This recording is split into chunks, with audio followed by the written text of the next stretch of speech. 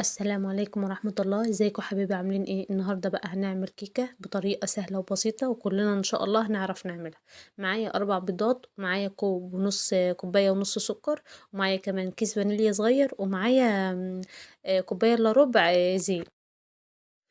هنضرب المكونات ديّة كلّها كده في الخلاط من دقيقتين ل3 دقايق، وبعد كده هنضيف عليهم 4 معالق كاكاو كبار. وأنتِ بتشتري الكاكاو أهم حاجة يكون كاكاو يعني مصدره كويس، أو يكون نوع حلو شوية أو نوع نضيف شوية، لإن كل ما حسّنتِ من جودة الكاكاو كل ما طريقة الكيكة دي هتكون ناجحة معاكِ. هنضرب الخليط بقى اللي هو في الخلاط ده لمدة دقيقتين ل3 دقايق، وبعد كده معايا 3 كوبايات دقيق وعليهم كيس بيكنج باودر، وكمان رشة ملح صغيرة.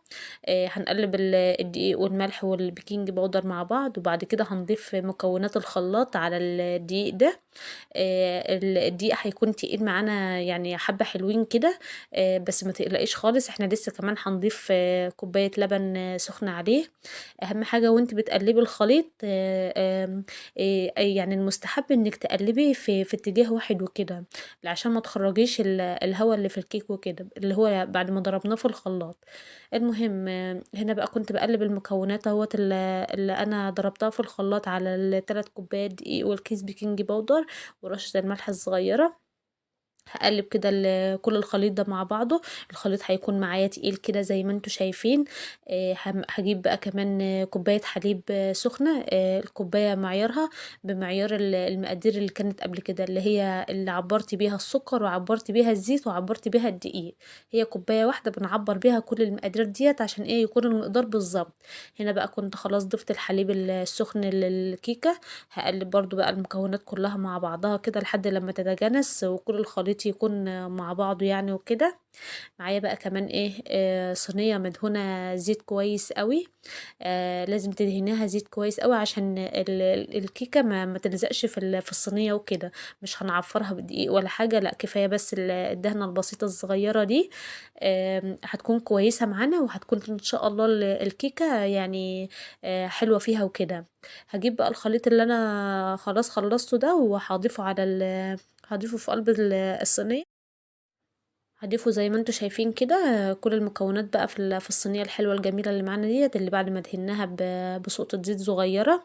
هادخّل الكيكة دي يا حبايبي في الفرن على درجة حرارة 170 لمدة 25 دقيقة. هي بصراحة بقى ما خدتش معايا 25 دقيقة، هي خدت أزيد، لإن أنا كنت عملتها يعني بالخلة كده أو بسكينة. لقيتها بصراحة لسه الوش بتاعها يعني طري معايا، لسه ما استواش وكده. كنت أنا بقى ساعتها شغّلت كمان عليها الشواية لمدة دقيقة أو دقيقتين، يعني بصراحة كده هي خدت معايا تقريبًا 27 دقيقة، 28 دقيقة في الفرن وكده. وطبعًا هنبقى مسخّنين الفرن من قبلها. هنا بقى كان الشكل النهائي بتاع الكيكة بتاعتنا، بسم الله ما شاء الله، حاجة كده بتتكلم لوحدها. كيكة ناجحة جدًا معايا، وطعمها كان حلو أوي وعجبت بصراحة الأولاد، وكانت حاجة جديدة بالنسبة لهم وحاجة يعني حبّوها. هنا بقى كان معايا الخِلّة كده، كنت بابتدي إن أنا أخرّم الكيكة، لإن هارجع تاني أسقيها بكوباية حليب. كوباية حليب عليها معلقتين سكر، حليب ساقع عادي. أنا سِبت طبعًا الكيكة ديّة تبرد حوالي ساعة لحد لمّا بردت يعني وكده، وبعد كده هاضيف عليها الحليب زي ما أنتم شايفين كده. هاسقيها يعني بالكوباية الحليب دي كلّها كده. هاسيبها بقى لحد لمّا تشرّب معايا الحليب. هاسيبها برضه لمدة ساعة برضه كمان، وبعد كده هارجع أعمل لها خليط كده هاحطه عليها. اللي هو صوص الشوكولاتة، هيكون معايا كريمي وسهل كده. معايا بقى إيه، صوص الشوكولاتة 4 كوبايات لبن، وعليهم 4 معالق سكر، وعليهم 4 معالق نشا كبار. معاهم كمان 4 معالق كاكاو. هنقلّب كل المكونات ديّة مع بعض كده، وبعد كده هنضيفها على النار لحد لمّا القوام يتجانس ويتقل معايا. الصوص ده سهل وبسيط وطعمه حلو أوي، وهتحبوه وهتحبوا طريقة الكيكة ديّة إن شاء الله، وهتعتمدوها دايمًا. ولو جربتوها وعجبتكم ما تنسوش تقولوا لي. هنا بقى كان معايا إيه، الصوص تقل أهوّة زي ما أنا قُلت لكم. هاضيف عليه مكعب زبدة كبير. عندِك مكعب زبدة، عندِك مكعبات شوكولاتة اللي هي الخام دي.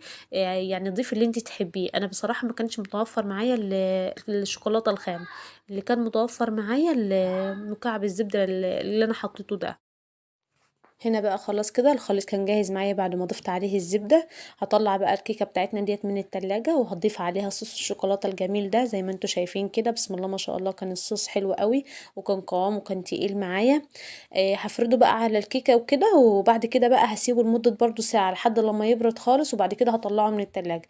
هنا بقى كان الصوص برد معايا، وابتديت بقى ان انا اقطع الكيكة كده، يعني كل واحدة تقطعها على حسب الاشخاص اللي عندها يعني وكده.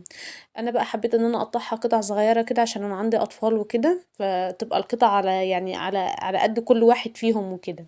هنا بقى حبيت ان انا اضيف على الوش جوز الهند كده، وكان عندي بسكوت الاوريو حبيت برضو ان انا اضيفه عليها. خلصت بقى وابتديت ان انا اقطع. بصراحة الوصفة بتاعت الكيكة دي كانت حلوة قوي، وانا اول مرة اجربها، وبسم الله ما شاء الله كانت طعمها تحفة. لو وصلتوا لحد هنا ما تنسوش الاشتراك في القناة، وما تنسوش دايما تتابعوني، وما تنسوش تصلوا على النبي. يا رب الطريقة دي تكون ناجحة معاكم وتكون خفيفة عليكم ان شاء الله، اي حد هيقدر يعملها. وهي وصفة بصراحة سهلة والله، وبسيطة ولذيذة وطعمها حلو قوي. يعني انا اول مره ان انا اجربها، ومن اول مره نجحت معايا الحمد لله. يعني كل حاجه كانت بسم الله ما شاء الله. هنا بقى كان الشكل النهائي، حبيت برضو ان انا اوريها لكم. شكلها جميل ازاي ويفتح النفس، وحاجه كده نظيفه ومعموله بحب، ومعموله بنظافه بسم الله ما شاء الله. اهم حاجه يعني ما تنسوش التكات اللي هي الصغيره، اللي هي المعيار بتاع الكوبايه، ودرجه حراره الفرن زي ما انا قلت لكم كده. هنا بقى كنت خلاص كده خلصت، وحبيت برضو ان انا اقطع قطعة وكده اوريها لكم علشان تشوفوا الحجم والنفشان الكيكة معايا يعني وكده. بسم الله ما شاء الله كانت هشة جدا. ولما سبتها لتاني يوم طعمها حلو اكتر واكتر، كانت خلاص بقى خدت في الصوص كده، وكان اللبن يعني دوب في رعاية الله. مع